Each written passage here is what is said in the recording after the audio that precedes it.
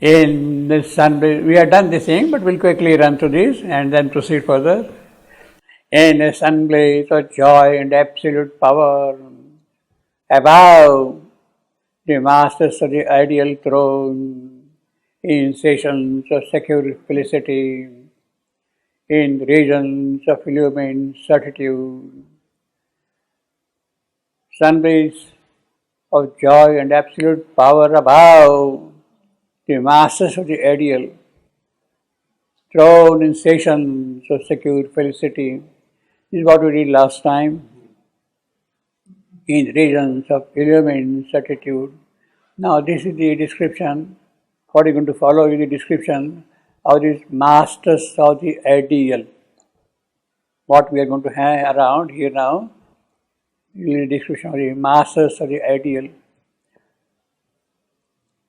We are entering into the spiritual world, all the way climbing up to our mind.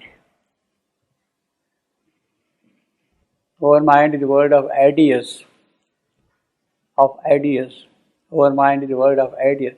Formatures, where your forms take shape.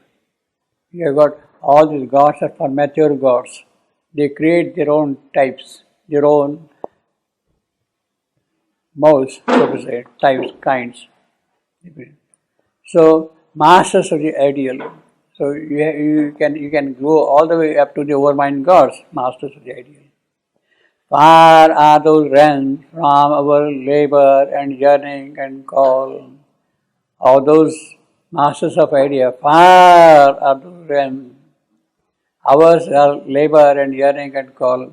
The triple trinity, the dark trinity, what we have seen, is too low below those ideal worlds, you see. Triple trinity of pygmy thought, rash intelligence, and squat godhead, reason, you see. Far are those realms from our labor and yearning and call. Perfection's reign and hallowed sanctuary, closed to the uncertain thoughts of human mind, remote from the turbid trade of mortal life. Turbid trade of mortal life. What a ignominy our world is. Our world is really that low, turbid trade of mortal life. But since our secret selves are next of kin, a breath of unattained divinity visits the imperfect earth on which we toil. But because there is a kind of a continuity of hierarchy of planes, although we are in the lower region, governed by the dwarf mind, small mind, triple dwarf in the Trinity, still it is also a part of the entire hierarchy of mental planes. And therefore, since our secret selves are next of kin, they are really actually cousins, maybe distant cousins, but they are there, you see, they are there of kin. A breath of unattained divinity visits the imperfect earth on which we toil.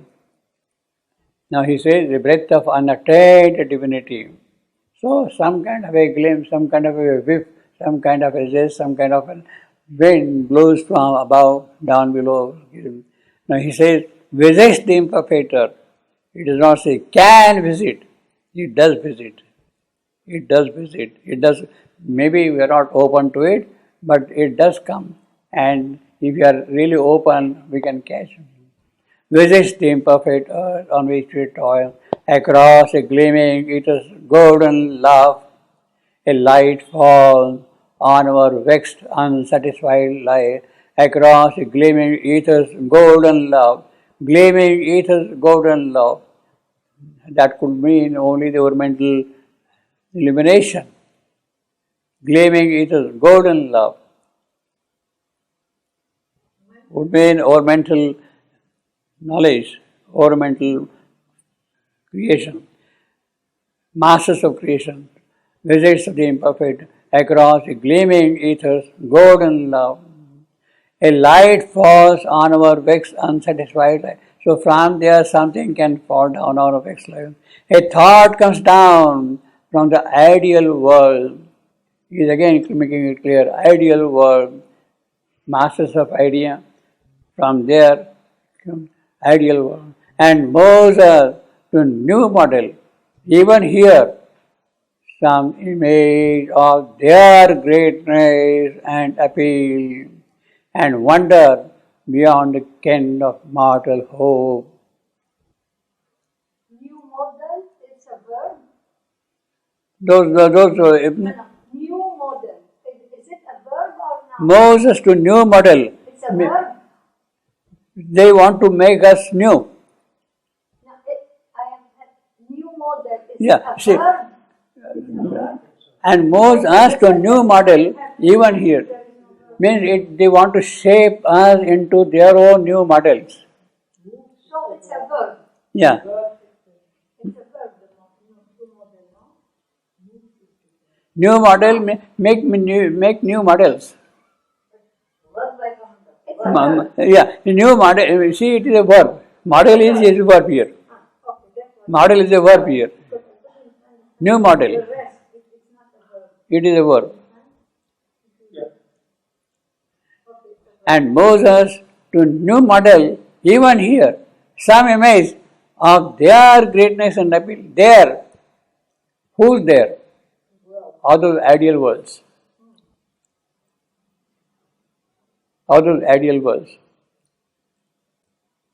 Some image of their greatness and appeal, and wonder beyond the ken of mortal hope. And moves us to new model even here, some image of their greatness and appeal, and wonder beyond the ken of mortal hope.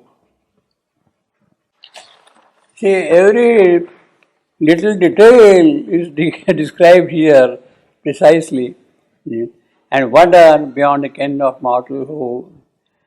Amid the heavy sameness of the days, our sameness today, routine, no change at all, and contradicted by the human law, a faith in things that are not and must be, faith in things we do not exist here. We have got some kind of a faith, although they are not here, but they must be here. They must be here. A faith in things that are not, things which are not here, but which must be exist here. That faith lives comrade of this world's delight and pain. That faith is, so faith is the comrade actually. In fact, we can say that faith lives comrade of this world's delight. Faith lives as comrade of this world's delight. Faith, the child of soul's desire. This world's delight, child of soul's desire. The child of the soul's desire. That is the faith.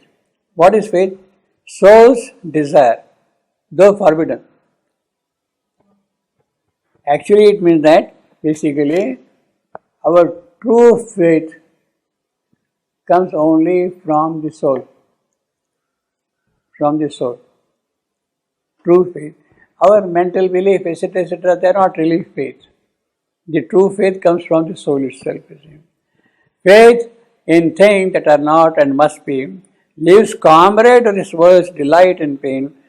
Faith, who is the child of soul's desire. Desire is forbidden because it is not allowed here to exist, but it is still having that faith. Faith. Born of his amour with eternity, of his love affair. This faith is born of his love affair with eternity. Soul's love affair with eternity. It, of course, stands for soul. Our spirits break free from their environment. Because of these visitors, because of these things coming here, that faith is there, so we can kind of break away from the surroundings in which we are trapped. You see. The future brings this phase of miracle here, because there is faith and it can work. Therefore, there is a possibility of the future. the future opens out because faith is there. It is the faith which is going to create that future, you see. The future brings its phase of miracle near. Its Godhead looks at us with present eye. Its of futures looks at us with present eyes. Acts seemed impossible, grow natural because of faith. Natural. We feel the hero's immortality. Well, even our outer nature has that perception now that we are the heroes of immortality. We have something great in us and we have to go in that direction. Although it may not be always effective. This only kind of feeling. It's not kind of a living realization. It's not a dynamic experience. But that feeling is there. Inner perception is there. We feel the hero's immortality, the courage and the strength death cannot touch. Awake in limbs that are mortal, hearts that fail. So what a tremendous thing it can do, that faith. It can give courage and strength which even death cannot touch. Even death cannot touch, you see. That is the power of the faith. If the faith is coming directly from the soul, the desire, child of the soul, born out of amour with eternity, you see. Because it is born of that relationship with eternity, there is the possibility of death not touching you. Death not touching you, see. The courage and the strength death cannot turn. Awake in limbs that are mortal, hearts that fail. We move with a rapid impulse of a will. With that faith, with that future coming up, we move with the impulse of a will. We move with a rapid impulse of a will that scorns the tardy touch of mortal time. Tardy touch of mortal time. Scorn, it is not like that thing. That impulse, that will, scorns the mortal time. That's what it means. It is with that kind of a confidence it can move on. See, these promptings come not from an alien sphere. See, they are born from within us. Therefore, they are not really coming from above, from elsewhere. These promptings come not from an alien sphere. Ourselves are citizens of that mother state. With that faith, we become a part of that state, you see. Adventurous, we have colonized matter's night. I hope it is so. If that faith is there, if that future is coming up, then only that colonization is possible, matter's night. But now, our rights are barred. Our passports void. We live self-exiled from our heavenlier home. Self-exiled. We have opted to come down here. Self-exiled. We have opted to come down here.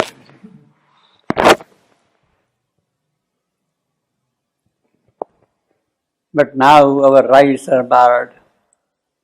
Our passport. Why? Because we have opted to come down here in this condition. We live self-exiled from our heavenly home. An errant ray from the immortal mind. Ours is an errant ray. It has lost its way. It has come down from above. It has an element of truth in it, but as it drifted away from the origin, from the immortal mind, it became errant. Errant ray from the immortal mind. Immortal mind, well, actually there is a whole hierarchy. First you have got the supermind, then you have got the overmind with the beginning of ignorance, then you have got life's nascent grasp, then body, nerves, cells of the body. So that is the kind of errant ray which has come down here, you see. That is the errant ray coming down from supermind down into the physical, into the vital, into the mental, into the errant ray, how the immortal mind accepted the earth's blindness and became our human thought. Well, accepted the earth's blindness and became our human thought, servant of ignorance. Well, it has preferred. Now, of course, it has done all that with a purpose. You see, he is not doing it for nothing. You see, it is not happening for nothing. It is for a certain purpose. Because by coming down to this level, then only it can be lifted up to its full possibility, potential. An errant ray from the immortal mind accepted the earth's blindness and became our human thought, servant of ignorance. Yeah, earth's blindness is there right from the beginning. Earth was born in inconscience. From the birth of earth in the inconscience, coming to this point, it is that ray which has accepted this blindness of the earth, you see, completely. Earth was born from inconscience, you see. You got in the very first canto, love and doom and earth, the ancient disputants born from inconscience. Inconscience. Earth was part of that, you see. Our human thought, servant of ignorance. In this sunblaze, we have done this thing, but we'll quickly run through this and then proceed further. In a sunblaze of joy and absolute power, above the masters of the ideal throne, in sessions of secure felicity, in regions of illumined certitude, sunblaze of joy and absolute power above the masters of the ideal, thrown in sessions of secure felicity. This is what we did last time, in regions of illumined certitude. Now this is the description. What is going to follow is the description of these masters of the ideal. What we are going to have around here now is the description of the masters of the ideal. We are entering into the spiritual world, all the way climbing up to our mind. Our mind is the world of ideas. Our mind is the world of ideas. Formatures, where your forms take shape. You have got all these gods are formature gods. They create their own types, their own molds, so to say, types, kinds. So, masters of the ideal. So you can go all the way up to the overmind gods, masters of the ideal. Far are those realms from our labor and yearning and call. All those masters of idea, far are those realms. Ours are labor and yearning and call. The triple trinity, the dark trinity, what we have seen, is too low below those ideal worlds, you see. Triple trinity of pygmy thought, rash intelligence, and squat godhead, reason, you see. Far are those realms from our labor and yearning and call. Perfection's reign and hallowed sanctuary, closed to the uncertain thoughts of human mind, remote from the turbid trade of mortal life. Turbid trade of mortal life. What a ignominy our world is. Our world is really that low, turbid trade of mortal life. But since our secret selves are next of kin, a breath of unattained divinity visits the imperfect earth on which we toil. But because there is a kind of a continuity of hierarchy of planes, although we are in the lower region, governed by the dwarf mind, small mind, triple dwarf in the Trinity, still it is also a part of the entire hierarchy of mental planes. And therefore, since our secret self are next of kin, they are really actually cousins, maybe distant cousins, but they are there, you see. They are there. Okay. A breath of unattained divinity visits the imperfect earth on which we toil. Now he says the breath of unattained divinity. So some kind of a glimpse, some kind of a whiff, some kind of a zest, some kind of a wind blows from above down below. Now he says visits the imperfect earth.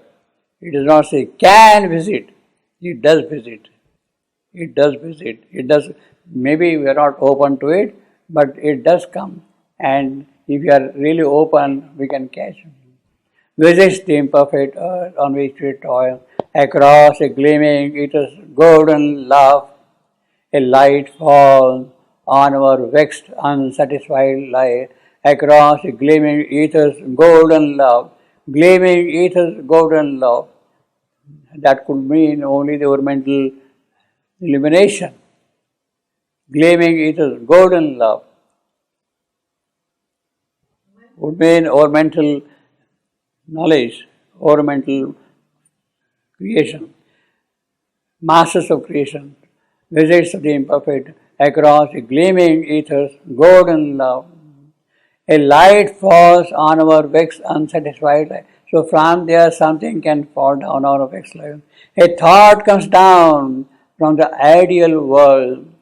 He is again making it clear, ideal world, masters of idea, from there, ideal world, and moves us to new model. Even here, some image of their greatness and appeal, and wonder beyond the ken of mortal hope. New model, it's a verb. Those New model, is it a verb or not? moves us to new model. It's a verb. They want to make us new. No, new model, is Yeah, it a see. verb? And moves us to new model even here. Means they want to shape us into their own new models. So it's a verb. Yeah. It's a verb, new model, no? New model, make new models. It's a verb. Yeah, new model, see it is a verb. Model is a verb here. Model is a verb here. New model, The rest, it's not a verb. it is a verb. And moves us to new model even here. Some image of their greatness and appeal. There. Who's there? All those ideal worlds. All those ideal worlds. Some image of their greatness and appeal, and wonder beyond the ken of mortal hope. And moves us to new model even here, some image of their greatness and appeal, and wonder beyond the ken of mortal hope. See, every little detail is described here precisely, and wonder beyond the ken of mortal hope. Amid the heavy sameness of the days, our sameness today, routine, no change at all, and contradicted by the human law, a faith in things that are not and must be, faith in things we do not exist here. We have got some kind of a faith, although they are not here, but they must be here. They must be here. A faith in things that are not, things which are not here, but which must exist here. That faith lives comrade of this world's delight and pain. That faith is, so faith is the comrade actually. In fact, we can say that faith lives comrade of this world's delight. Faith lives as comrade of this world's delight. Faith, the child of soul's desire. This verse, delight, child of soul's desire. The child of the soul's desire. That is the faith. What is faith? Soul's desire, though forbidden. Actually, it means that basically our true faith comes only from the soul. From the soul. True faith. Our mental belief, etc., they are not really faith. The true faith comes from the soul itself. Faith in things that are not and must be, lives comrade of this world's delight and pain. Faith, who is the child of soul's desire. Desire is forbidden because it is not allowed here to exist, but it is still having that faith. Faith. Born of his amour with eternity, of his love affair. This faith is born of his love affair with eternity. Soul's love affair with eternity. It, of course, stands for soul. Our spirits break free from their environment. Because of these visitors, because of these things coming here, that faith is there, so we can kind of break away from the surroundings in which we are trapped. You see. The future brings this phase of miracle near, because there is faith and it can work. Therefore, there is a possibility of the future. The future opens out because faith is there. It is the faith which is going to create that future, you see. The future brings its phase of miracle near. Its Godhead looks at us with present eye. Its of futures looks at us with present eyes. Acts seemed impossible, grow natural because of faith. Natural. We feel the hero's immortality. Well, even our outer nature has that perception now that we are the heroes of immortality. We have something great in us and we have to go in that direction. Although it may not be always effective. This is only kind of feeling. It's not kind of a living realization. It's not a dynamic experience. But that feeling is there.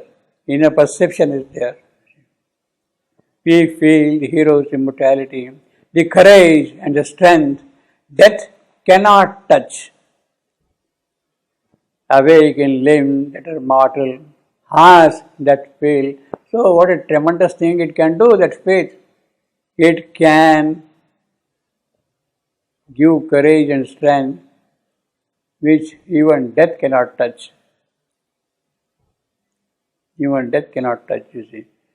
That is the power of the faith. If the faith is coming directly from the soul, the desire, child of the soul, born out of amour with eternity, you see.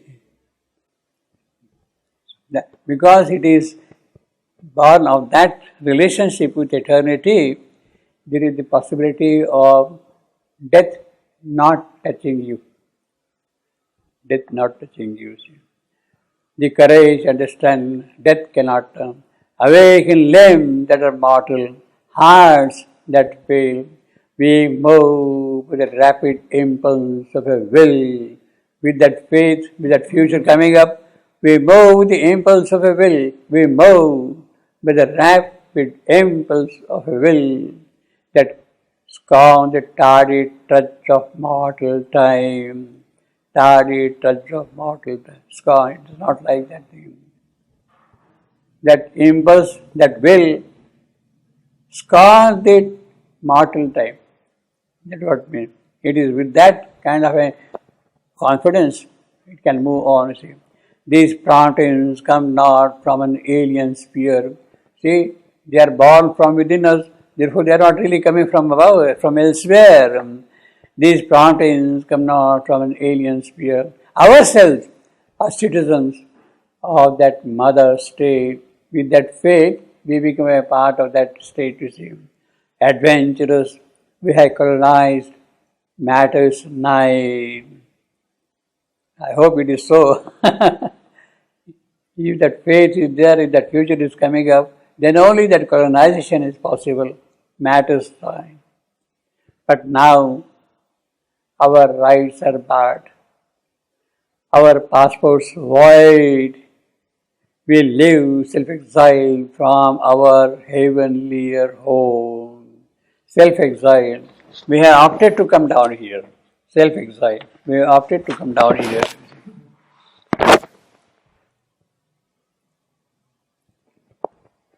But now our rights are barred, our passport. Why? Because we have opted to come down here in this condition. We live self-exiled from our heavenly home, an errant ray from the immortal mind. Ours is an errant ray. It has lost its way. It has come down from above. It has an element of truth in it, but as it drifted away from the origin, from the immortal mind, it became errant. Errant ray from the immortal mind. Immortal mind, well, actually this is the whole hierarchy. First you have got the supermind, then you have got the overmind with the beginning of ignorance. Then you have got life's nascent grasp, then body, nerves, cells of the body. So that is the kind of errant ray which has come down here, you see. That is the errant ray coming down from supermind, down into the physical, into the vital, into the mental. It is the errant ray. Or the immortal mind accepted the earth's blindness and became our human thought. Well, accepted the earth's blindness and became our human thought, servant of ignorance. Well, it has preferred. Now, of course, it has done all that with a purpose. You see, he is not doing it for nothing. You see, it is not happening for nothing. It is for a certain purpose. Because by coming down to this level, then only it can be lifted up to its full possibility, potential. You see. An errant ray from the immortal mind accepted the earth's blindness and became our human thought, servant of ignorance. Yeah, earth's blindness is there right from the beginning. Earth was born in inconscience. From the birth of earth in the inconscience, coming to this point, it is that ray which has accepted this blindness of the earth, you see, completely. Earth was born from inconscience, you see. You got in the very first canto, love and doom and earth, the ancient disputants born from inconscience. Inconscience. Earth was part of that, you see. Our human thought, servant of ignorance, an exile, laborer on this unsure globe, an exile, that ray has become now an exile, laborer on this unsure globe, captured and driven in life's nascent ground. That is ignorance. This is what I was just telling you. Captured and driven in life's nascent ground, hampered by obscure cell and treacherous nerve, the physical, the vital, down below is here, hampered by obscure cell and treacherous nerve. It dreams of happier states and nobler power, the natural privilege of unfallen God. What is the natural privilege of unfallen gods? Nobler powers. Nobler powers. That is the happier privilege of unfallen God. Nobler God. Recalling still his old lost sovereignty. So it still remembers that thing. It dreams, that errant ray, it dreams of happier states and nobler power, the natural privilege of unfallen God, recalling still his old lost sovereignty amidst earth's mist and fog and mud and stone. Amidst earth's mist, spotty, and fog and mud and stone, I am. Practically a monosyllabic line, very powerful line. Amidst earth's mist and fog and mud and stone, he still remember his exalted sphere. It has become errant, it has lost its way, but it does remember where from it has come. Exalted sphere from the high minds, from the sovereign mind it has come down, you see. The high city of its splendid birth, that ideal mind, it is from there it has come. It remembers that. That is the high city, your mind. A memory steals from a lost heaven or truth. Well, that memory is still there. See, this memory is something very important. Actually, we also should have memory. Where from we have come? We should have. But we are so much surrounded by inconscience and darkness and all that thing. The contact with that memory is lost. That memory comes from the psychic being itself. Psychic being itself. This word memory steals from a lost heaven or truth. On two very important occasions, this memory has played a very crucial role. See, when Ashwapati is doing his sadhana, he is reaching the unknowable, beyond Satchidananda, the absolute, and there is every likelihood of his disappearing into that absolute, complete absolute, because you are throwing away everything, nirvana, throw away everything. So in that process, you can get completely lost in that absolute. In other words, you don't become of any avail to this creation. You are no more than able to do anything in this creation. Meaning, if you are lost into the absolute, you are out of work, out of function, completely gone, you see. But while he is experiencing that state, a memory awakens in him. A memory awakens in him. What does that memory say? Look, Ashwapati, you can't disappear like that into the unknowable. You have come here for a certain work to do. Don't forget that you have work to do. Don't forget that. Attend to that. You have taken a special birth to carry out a certain work. A certain experience of nirvana is necessary. You have to remove everything which is inconscient in you. But that does not mean that you should disappear into the unknowable, into the absolute. So that memory awakens him and he says, yes, I had to do something. And with that memory then, he prays to the Divine Mother, please come down, etc., etc. And then the sequence follows, you see that. So that is the case, that is what happened in the case of Ashok. Exactly the same thing happened in the case of Savitri. Exactly the same thing happened in the case of Savitri is told, annul thyself that only God be. Remove everything from you. Everything, that only God be. Annul thyself. Annul. Nullify completely yourself. In other words, you empty out yourself fully to make room for God alone. Now in that process, she too could have disappeared into that nihil, into that nirvana, disappeared completely out of gone existence. But then again, the memory awakens in her. Savitri, you have come here to do a certain work. You had to conquer death in this mortal world. You had to conquer death, you see. Don't forget that, you see. And therefore, she comes back again from that state of consciousness and starts working. And then the dialogue begins with death and all that thing happens. So, memory is something very important in all these cases. It is the inner memory of the soul which tells you why you are here. So, when people want to say that I want moksha and disappear from here, it means that you have forgotten what for you had come. You want liberation, you want moksha, you want freedom. For what? You have forgotten the purpose for which you have come here. No moksha, no liberation. You can't disappear like that. Let me go and merge myself in Krishna or in Vishnu or Shiva. No, it is not that for which you have come here. Remember why you have taken birth here. And do His work here in the birth. In the birth.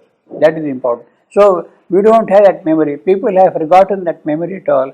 And the entire spiritual history of India of the last 3000 years is that negative spirituality of disappearing, running away from this creation and merging into the absolute somewhere else. Go away and leave. You have forgotten your purpose. The consequence the country had to pay for that was very severe. It lost touch with it. Now it is kind of slowly recovering to some extent, you see. Affirmative life is important, you see. So, a memory steals from a lost heaven of truth. That should happen ever, you see. A wide release comes near, a glory comes, a might looks out, and estrain the felicity. A felicity which has become estrained, it looks out and comes out. They are calling you, see. You are there for that. Glory calls. Yes, you are here for a certain purpose, you see. In glamorous passages of half-veiled light, glamorous passages of half-veiled light, wandering a brilliant shadow of itself, this quick, uncertain leader of blind gods, uncertain leader of blind gods, this tender, a small lamb, this minister's servant, hired by a mind and body for earth use, forgets his work, mid crude realities. That is the loss of memory, you see. Forget this work. You have come here for a certain work to do, you see. What a lovely description of all things, you see. This quick, uncertain leader of blind gods. So the gods themselves are blind and you are leading those blind gods, you see. Hired by mind and body for earth use, forgets its work and crude reality. It recovers its renounced imperial right. It recovers its renounced imperial right. It recovers. Because that memory, it recovers its right. Why I am here for? I can't go away just like that. A glory calls, you see now. A glory calls. A might looks out. Felicity comes out, you see. A memory steals, you see. So that is the power of memory, you see. It recovers its renounced imperial right. It wears once more its purple robe of thought, imperial royalty, purple royalty. Royalty's color is purple robe, purple sails of Cleopatra. Cleopatra is moving on a barge on River Nile, and the sails are purple curtains, purple robes of Cleopatra. The sign of royalty, purple. Purple robe of thorn, and knows itself the ideals, seer and king. So again that imperial, seer, king, purple, they all go together. They all go together. Communicant and prophet or the unborn, heir of the light and immortality. You are actually the sons of delight and immortality. You are here, you are owners of that. All things are real that here are only dreams. They are, in our case, they are only dreams. In our unknown depths sleeps their reserve of truth. That is why they are real. We consider them as unreal, as dreams. But actually in our reserve, they are on our outreached heights, they reign and come to us in thought and muse, treading their roads of light in thought and muse. I am trailing, talking the road of light. I am in thought and view, trailing the roads of light, trailing the roads of light. That is actually an echo of a phrase used by Wordsworth in his Ode to Immortality. In his Ode to Immortality, he uses the trailing roads of light. I will read that passage. It's very interesting. Shrivananda was a master of English poetry, so he will use everywhere like that. Our birth is but a sleep and a forgetting. Wordsworth is writing, our birth is a sleep and forgetting. The soul that rises with us, the soul that rises with us, our life's star hath had elsewhere is setting. The star had a setting somewhere. The soul that rises with us, soul, our life star, hath had elsewhere its setting, and cometh from afar. That soul is coming from. It's a very beautiful description. Actually, it is a perfect spiritual description in a certain sense. I don't know whether Wordsworth himself has realized what he is writing, but it is perfect description, you see. Hath had elsewhere its setting, and cometh from afar. Now, in entire forgetfulness, this is what we got, entire forgetfulness, and not in utter nakedness, but not in utter nakedness. Forgetfulness all night, but we are not yet utterly naked. You see, that's what I say. Not in entire forgetfulness, and not in utter nakedness, but trailing clouds of glory we come. Trailing clouds of glory we come. Trailing clouds of glory we come. Here, trailing the roads of light. Trailing clouds of glory we come. From God, he says, from trailing clouds of glory we come from God, who is our home. Heaven lies about us in our infancy, in our childhood. Well, that is not a very good statement, but it's all right. Wordsworth can do that. You see. From God, but trailing clouds of glory do we come from God, who is our home. So, in thought and muse, trailing the roads of light. Perfect description of him. But our dwarf will and cold pragmatic sense admit not the celestial visitant. Well, we are blunt people. We don't have sharp edges like that. Admit not the celestial visitant, awaiting us on the ideal speed, awaiting us on the ideal speed. Our guarded in our secret self unseen, yet flash sometimes across the awakened soul, high from our lives, their greatness, beauty, power. Hide from our lives their greatness, beauty, power. So, this is the description of trailing the roads of light, trailing the roads of light. Flash sometimes across the awakened soul, hide from our life their greatness, beauty, power. Our present feel sometimes their regal touch, their other visitants, celestial visitant. Our present feel sometimes their regal touch, ideals we guarded in a secret self, flash sometimes across the awakened soul. Our future strides towards their luminous throne. Out of spiritual secrecy they give. Out of spiritual secrecy they give. So these ideals, the masters of the ideal, they belong to spiritual secrecy. They belong to spiritual secrecy.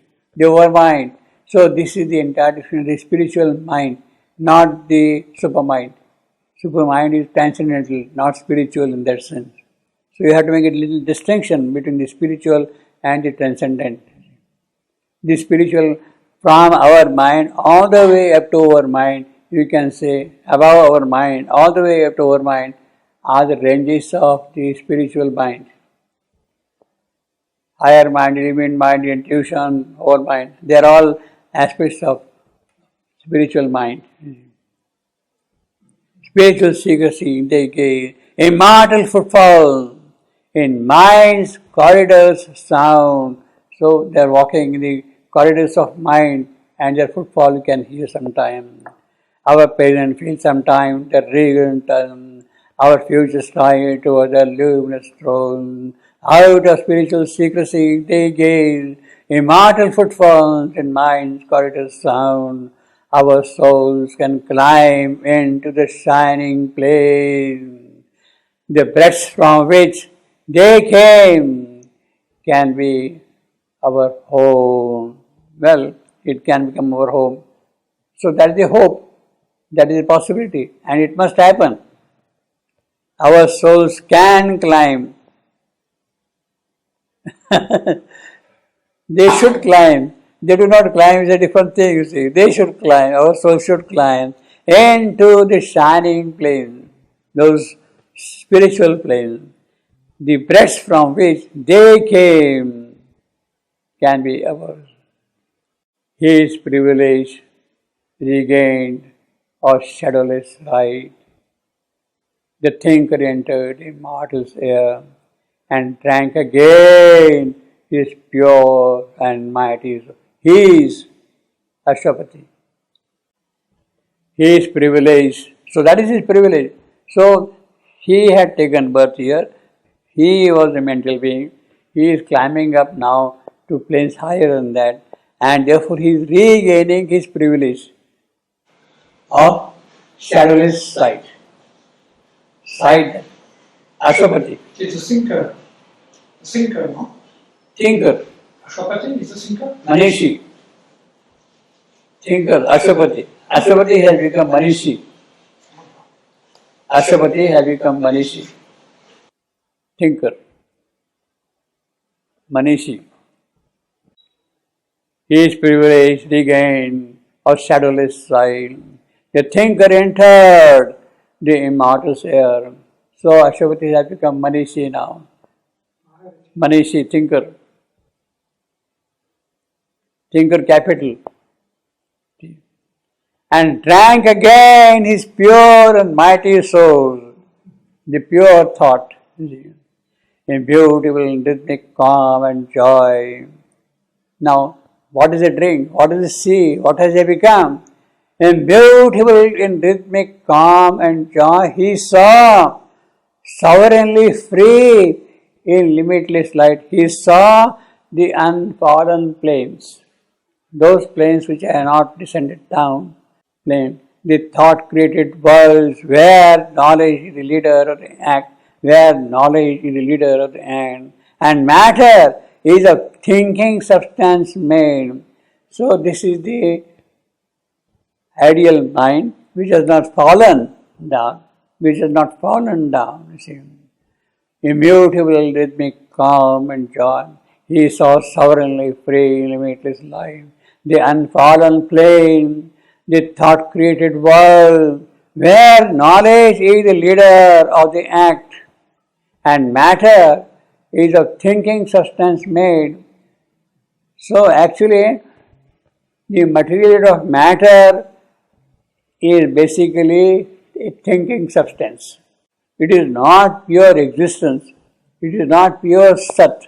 What has happened in the mental world and down below, it has taken the form of mental substance. It has taken the form. So what we call electron, neutron, proton, etc., they are actually still born of thought, in that sense. Matter is a thinking substance made. Feeling, the substance which has the possibility of thinking, it is that what has become matter, you see. Feeling, so that is about matter. About feeling, feeling a heaven bird, poised on dreaming wing, answers truth's call as to a parent's voice.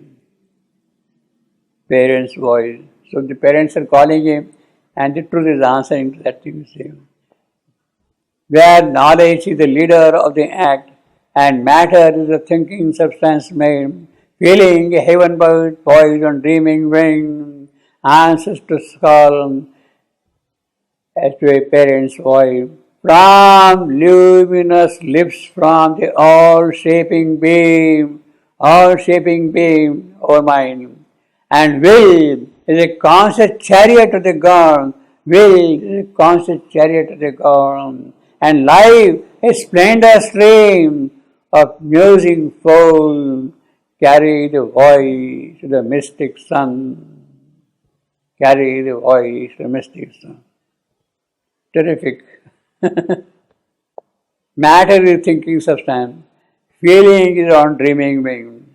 To call, which is the voice. Luminous from lips. So this is actually from luminous lips, from the all-shaping beam. That ideal which is there, how it has become here. So in a certain sense, you can say the fall of the ideal coming down here. Now it is climbing up, you see. The will is conscious chariot. What a line. The will is a conscious chariot of the God. So what is the chariot of the gods? Their will. The chariot of the God is the will. I want to do something here. Chariot of the God. And who are the horses which are driving the chariot? Life energies, powers, will, dynamism.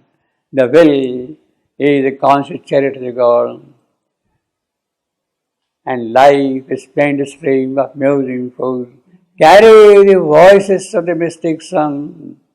A happiness it brings of whispered truth.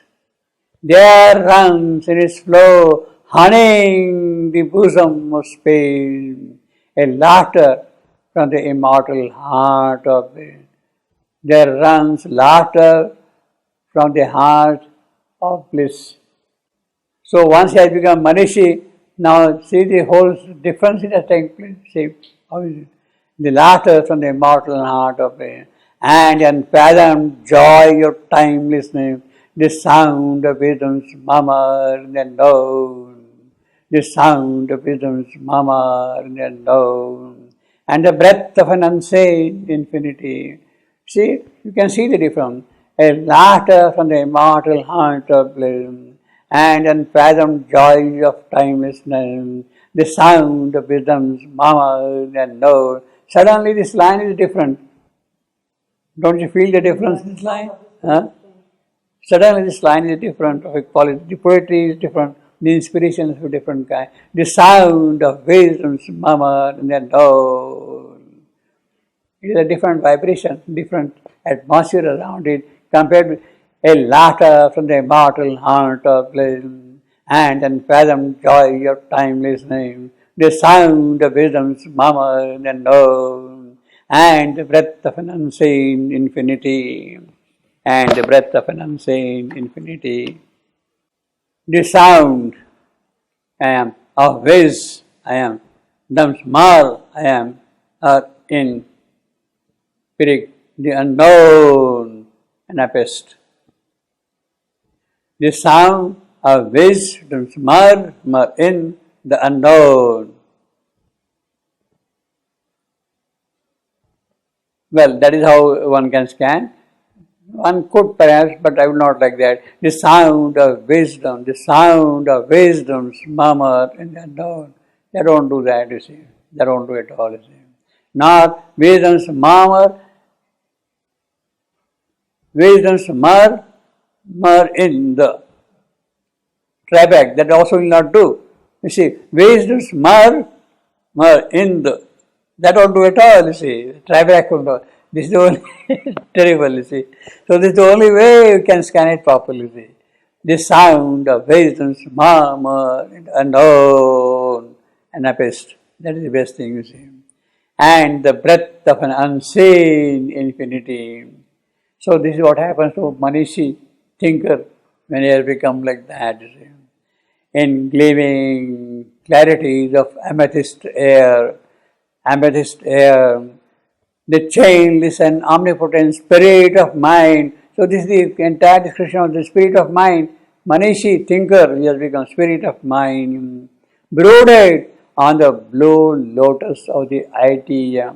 Again, the description of idea. The whole thing is about the idea, you see, the world of idea. Gleaming clarities of amethyst air, amethyst, bluish gemstone, you see. Gleaming clarities. You can see them transparently. I told you last time earlier. Amethyst, the Greek philosophers, those great people, they used to drink wine in amethyst cup. In amethyst cup. And the belief was that if you drink from the amethyst cup, howsoever you drink, you don't get intoxicated. You don't get intoxicated. So let's go and buy some amethyst cups. Let us buy some amethyst cups, you see, and drink wine, you see. You don't get drink. So that is why amethyst air, you can keep on drinking that air. You can breathe that air without getting drunk by that, you see. Clarity is of amethyst air, brooded on the blue lotus of the idea. Why the lotus is blue? Brooded. Why is the lotus blue? Blue lotus. Blue lotus. Why blue? That is the color of mind. Color of mind. Blue. I saw the blue, it's consciousness. Spiritual mind. That is the color of Spiritual mind. Yeah. color of spiritual mind. Our mind is yellowish. Spiritual mind is blue. Yeah. Blue lotus of idea. Well, that is the color of Shivandu. Blue lotus. Well, actually, avatar is different, but blue is the spiritual mind. Lotus. Of the idea. Basically, the whole description about the idea, the spirit of the mind, the idea. So they are there. See. So the whole description is about that idea. See. A gold supernal sun of timeless truth. A gold supernal sun of timeless truth. Now, gold supernal sun of timeless truth. I will call it supermind. Supermind. A gold supernal sun of timeless. Pour down the mystery of the eternal ray. So it is supermind which is pouring down its light on this world of idea, on the spirit of mind, on our mind. Pour down the mystery of the eternal ray through a silence quivering with the word of light. How does it pour down? With word. Expression. Word stands for expression. Word of light on an endless ocean of discovery. Through a silence, pour down the mystery, a gold supernal sun of timeless truth. See again, the rhythm of this line is different than the rhythm of the other line. A gold supernal sun of timeless truth, pour down the mystery of eternal rain. Through a silence quivering with the word of light on an endless ocean of discovery. Gold, supernal, timeless. See the L alliteration in that line. Very beautiful. That makes it very liquid flow. An endless ocean of discovery. So obviously, because it is the supernal sun is pouring down, therefore it is an endless ocean. Discovery after discovery are made. Endless ocean. In the material creation, in the ideal world, more of the ideal world will come out because of that supernal sun pouring down its truth. An endless ocean of supernal, far off, he saw the joining hemisphere. Far off, he saw Ashwapati. He is on the top of the overmind and he is seeing beyond the overmind, supernal sun of timeless truth. These are the two hemispheres he is seeing joining. Far off he saw the joining hemispheres between the overmind from below and the supermind. He sees. Far off he saw the joining hemisphere. On meditations mounting edge of trance, he is writing on the high peak. Grey stairs of thought climbed up to unborn heights. All the stairs, unborn heights, which had to take birth here, where time's last ridges touch eternity's sky, and nature speaks to the spirit's absolute. Nature speaks to the spirit's absolute as you are climbing. Means from the lower nature you are rising to the higher nature. From apara prakriti to para prakriti. You are climbing a supernature. Time's last ridges, that is the topmost of our mind, climbing up. Basically, you have a long description of the spirit of mind above the triple infinity, above the mental mind, above reason. You have got the entire description of the spiritual mind, and then you are coming at the top of that thing, and from the top you are seeing the supermind also. Now, between the supermind and overmind, is there a kind of a gradation, or is it a rapid transition? Overmind, finish, jump up to supermind. Or does it also go through stages from overmind to supermind? You see. Now, the traditional spirituality has no knowledge about it. They make a very drastic distinction: the lower hemisphere, the upper. As if you got a lemon, you cut it halfway through, the upper part, the lemon, the lower part. There is no transition between the two at all. You see, the continuity is not there in the traditional description. Bhu Bhuva Swaha Mahat Satyamrutam Prat. These are the gradations. There is a transition. Now, here also, this passage was written before 1944. Far off he saw the joining hemisphere. He saw the joining hemispheres. The gradation between the overmind and supermind has remained undisclosed.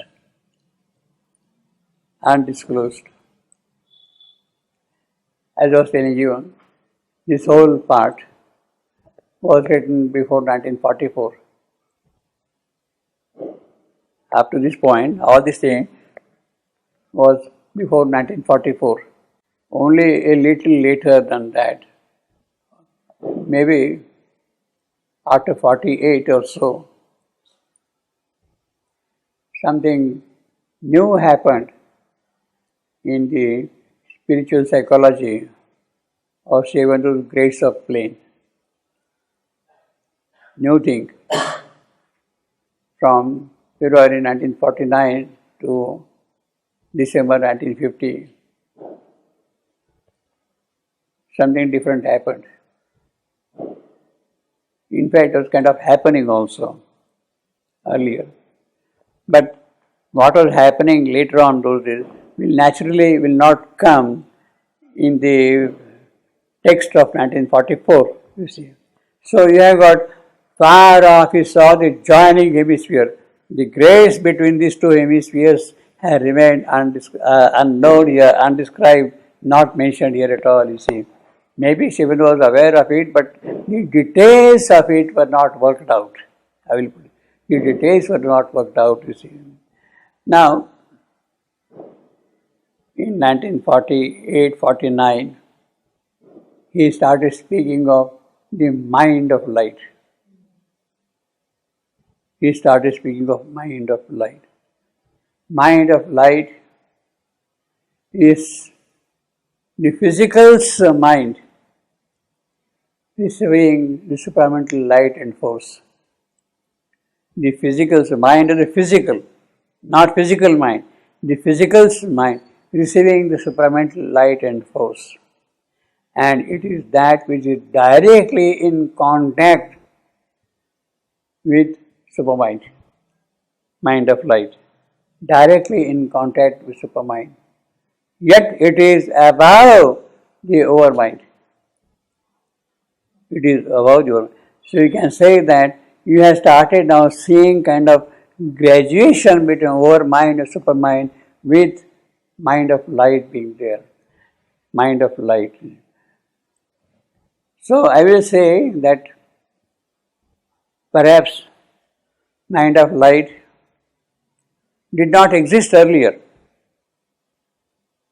It was by his yoga, by his occult yogic tapasya, he created an intermediate plane between overmind and supermind as the mind of light, and it is this mind of light which is going to establish, give rise to the intermediate race, what he calls the intermediate race, between the overmind race, that is the spiritual mind, and the supramental race, the Gnostic mind.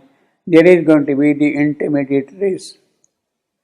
The intermediate race is something which is directly connected to the supermind, yet not with all the openings available of the supermind they are receiving.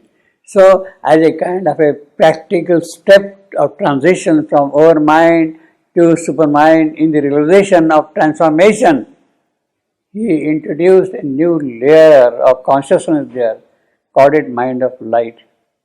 And it is that mind of light is joining the hemisphere, the lower and the upper hemisphere. Now, although mind of light is a part of the supermind, ontologically it is a part of the supermind, yet in the scheme of things, it is located below the physical. Below the physical. Above the overmind. Yeah, from here. It is located below the physical. Why? Because it has to work there in the physical. Because It has to work there in the physical. Mind of light has to work in the physical. Mind of light is the physical receiving the supramental light and force. So it is connected directly with the physical. It has to work directly in the physical. Not the mental mind, not the physical mind. Physical's mind, matter's mind. The mind is the cells. The mind of the cell, it is working directly in matter. Mind of the cells. he is connected directly with the supramental also and with So the it is the supermind which is now working in the physical through mind of light. And based on this mind of light, what will come out is the intermediate race. You see, the whole difficulty, practical difficulty was over mind, well, okay, supramental transition from mental being to supramental being, how is it going to take place? Is there going to be procreation? Is there going to be procreation by which the supramental race will appear? Then it defeats its own purpose. What kind of food the supramental race will eat? The physical food which is required, that is not ready. So in order to sort out those problems and all that thing, you have the race based on the mind of light, what he calls as the intermediate race. So it is the spiritual mind which will rise to the intermediate race and which will then transit into the supramental race. It is that which will transit in supramental race. So it is a kind of a layered transition between the overmind and supermind in terms of ascension of consciousness and evolution, layer transitions. Far off he saw the joining hemispheres. He has simply mentioned that thing, but he has not given the details. He has not, because it was written in 1944. On meditations, mounting edge of trance. But here he was far off. But above the overmind. But he was not at Yeah, that level. above the overmind, far above the overmind. Yeah, so he was not yet at that level. Yeah. Ah. Great stairs of thought climbed up to unborn height, where time's losses touch eternity's sky, and nature speak to the spirit's absolute. Nature speak. Then lower nature becomes the higher nature, upper or the nature of ignorance transits into nature of knowledge, you see. That is the dynamism. Well, so actually, after 1949, if he had time and all that, he would have definitely elaborated more on this.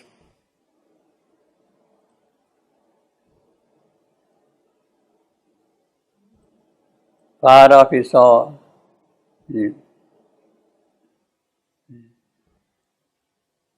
Definitely.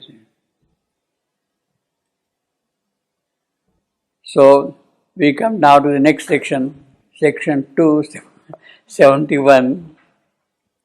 It is a long section, 63 sentences, 332 lines, 2,393 words, almost 2,400 words.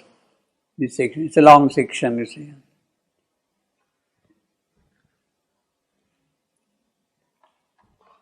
A triple realm of ordered thought came first. A triple realm. So now he is climbing up there beyond. What does he see far off? First he sees the triple realm of ordered thought. First is the triple realm. So beyond the triple realm, there will be many other realms beyond that, you see. First is the triple realm. Actually, I made a little note here. A triple realm of ordered thought came from.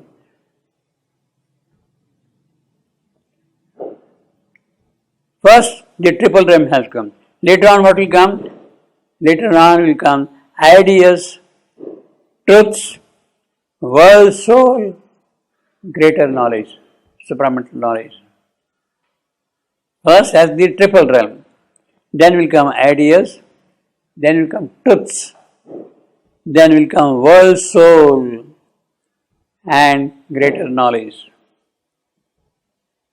World, soul, Canto 14.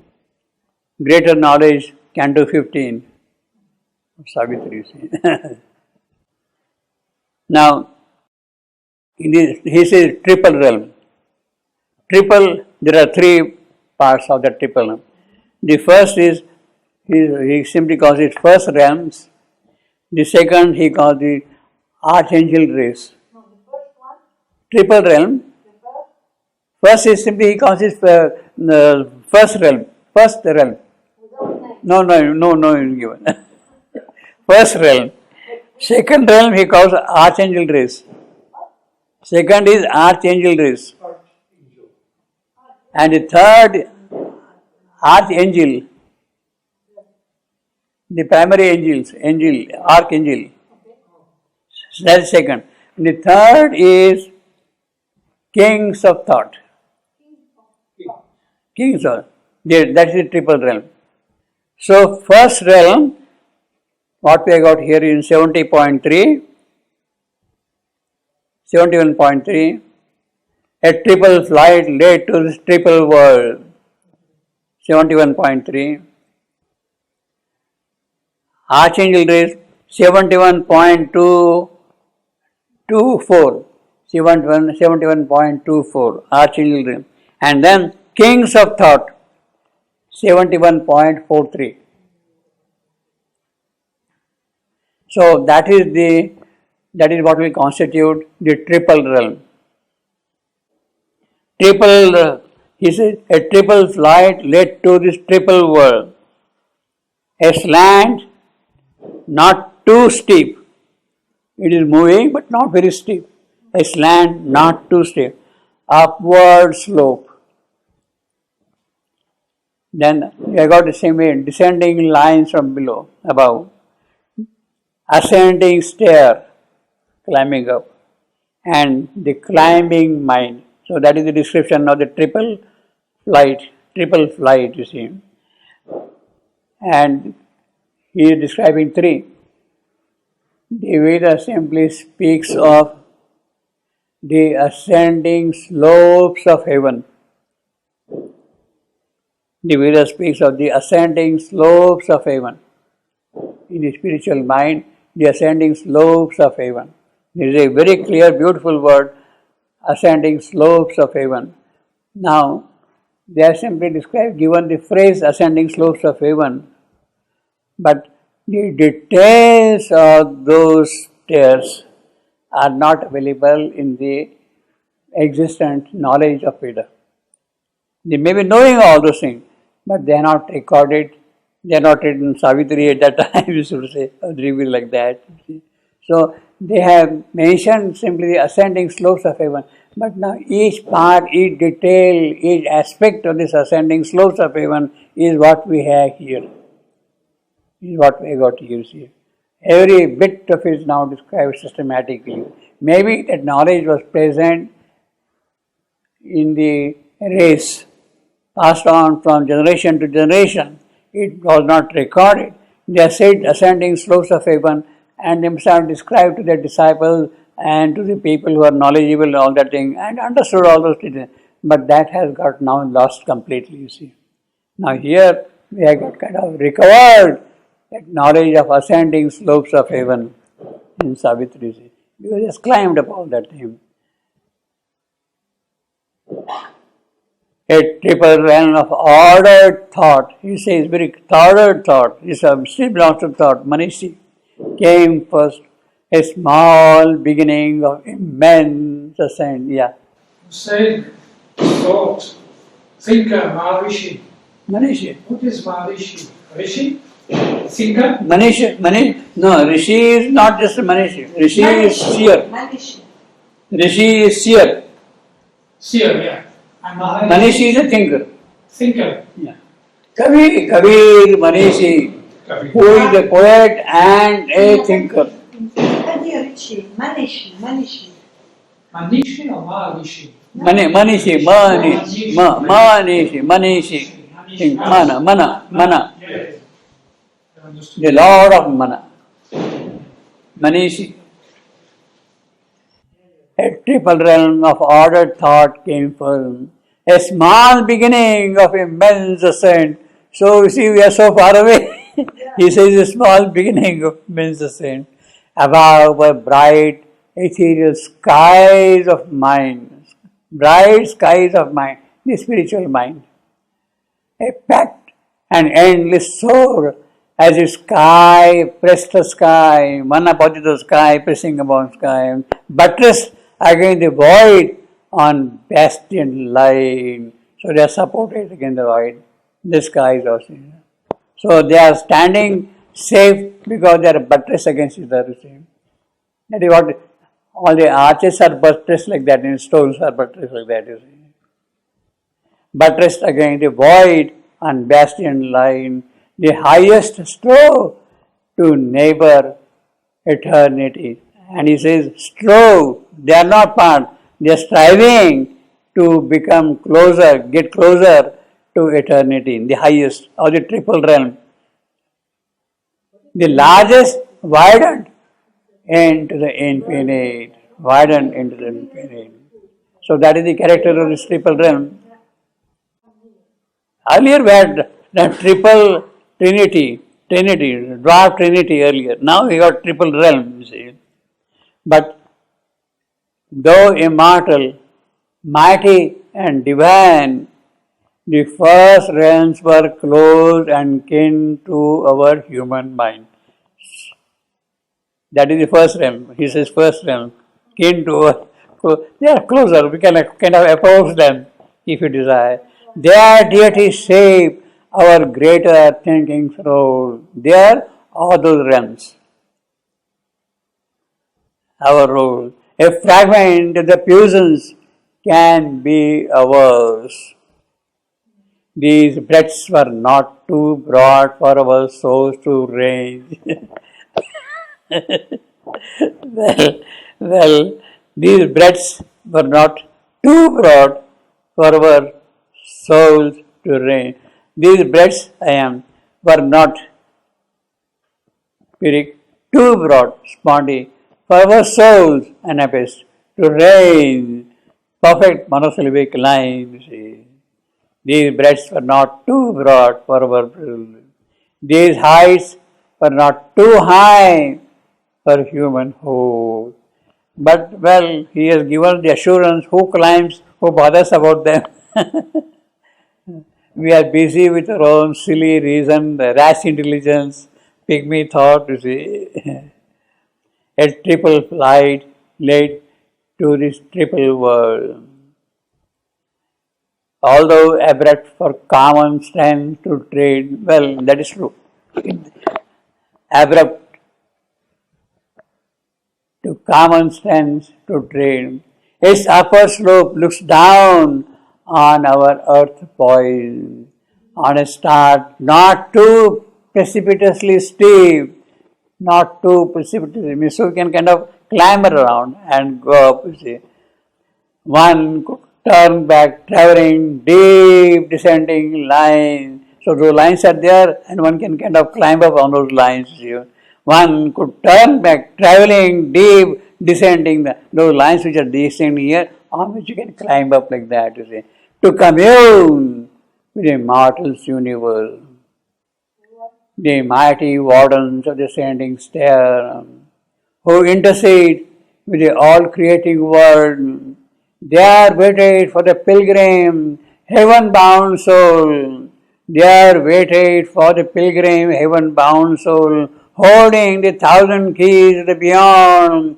They proffer that knowledge to the climbing mind. They are giving you knowledge. They are offering you the knowledge. Knowledge to the climbing mind and fill the life with thoughts, immensity. So they are very generous. They are trying to give all those things here. Holding the thousand keys of the beyond. Holding the thousand keys of the beyond. Thousand keys of the beyond over mind. So these early realms, they are holding the thousand keys of the beyond. Thousand stands for multiplicity, which is the very character of our mind. So each God, his meaning, his purpose, his role, his type, he described. Holding the thousand keys of the beyond. So these keys are what? They are actually of the beyond. The beyond has come here as gods, as our mind powers. And for this our mind power, these are offering the keys. They proffer the knowledge to the climbing mind and fill the life with thoughts immensity. The prophet hierophants of the occult law. The flame bright hieras the divine truth. Interpreters between man's mind and God. They bring the bottle fire to the mortal men. They bring the bottle fire to the mortal men. They bring the mart and abyss fire. I am to mart. I am. So the third foot is. The second foot is an abyss. Others are I ams. Hierophants, interpreters of sacred text. Hierophants. They are the interpreters of sacred text, you see. How the occult law, how this functions. A flame red hieras with divine truth, interpreters between man's mind and God.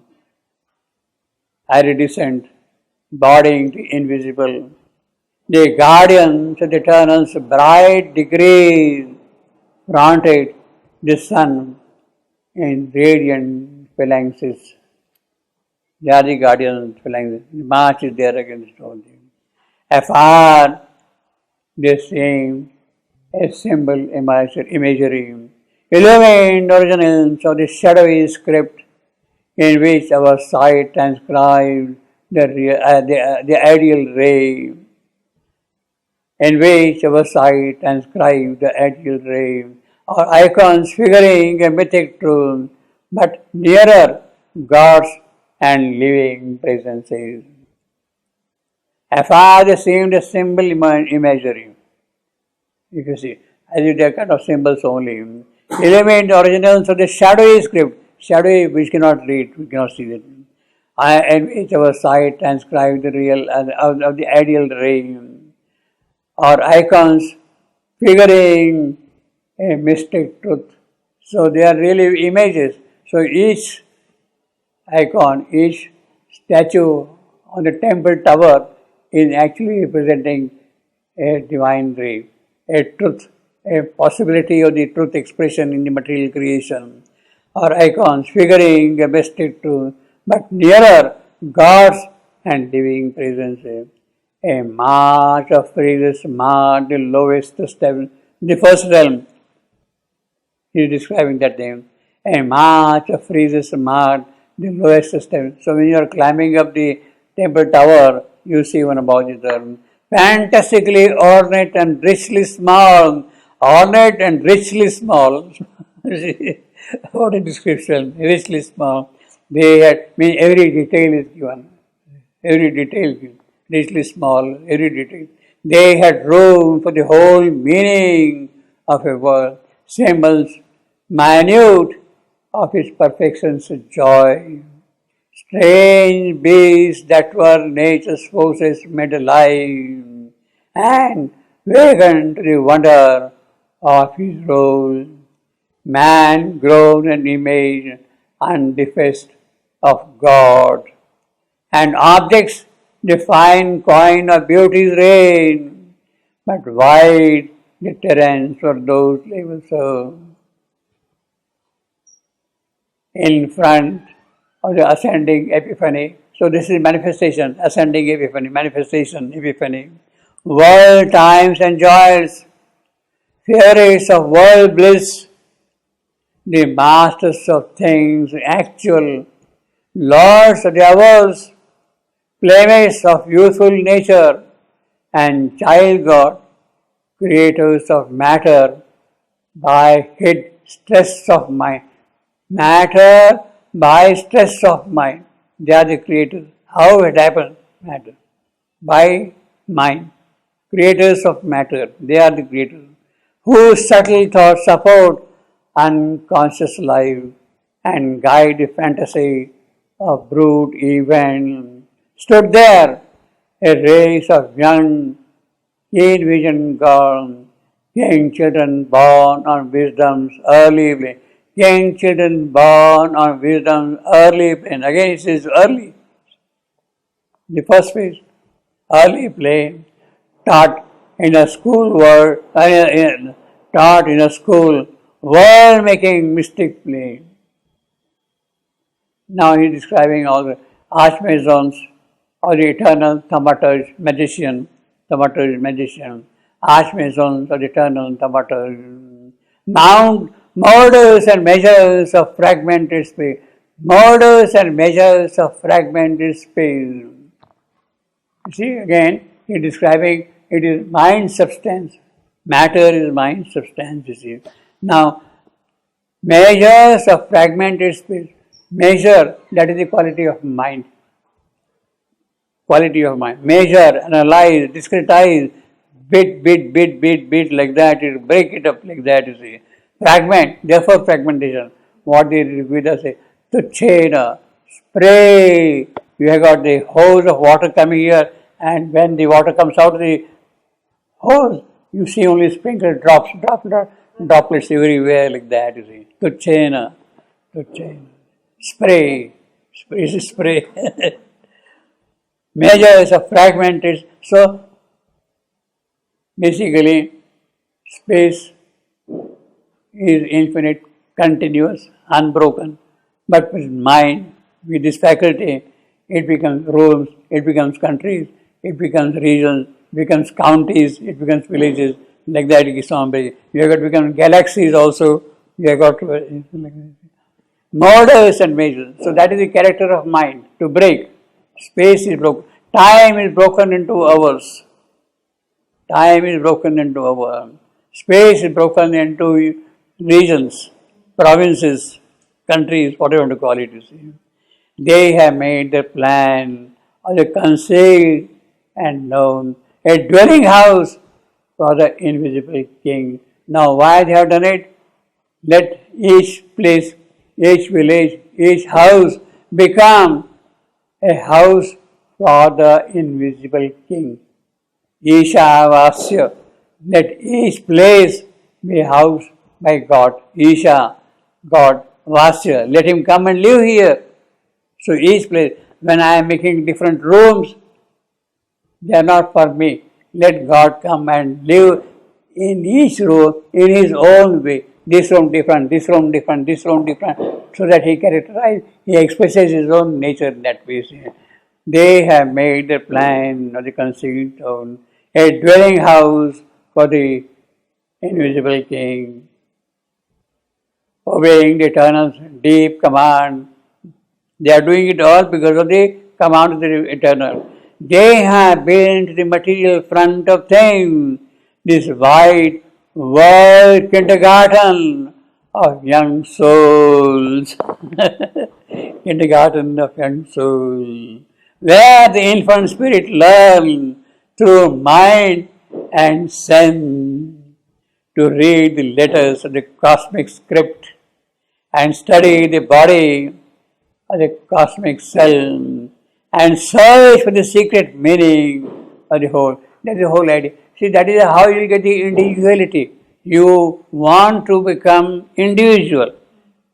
So break it by individual. But breaking it for what? To discover what you are, what is your basic nature, what is your own true character, what you are there for, what is your swabhava, what is your dharma, what is your responsibility.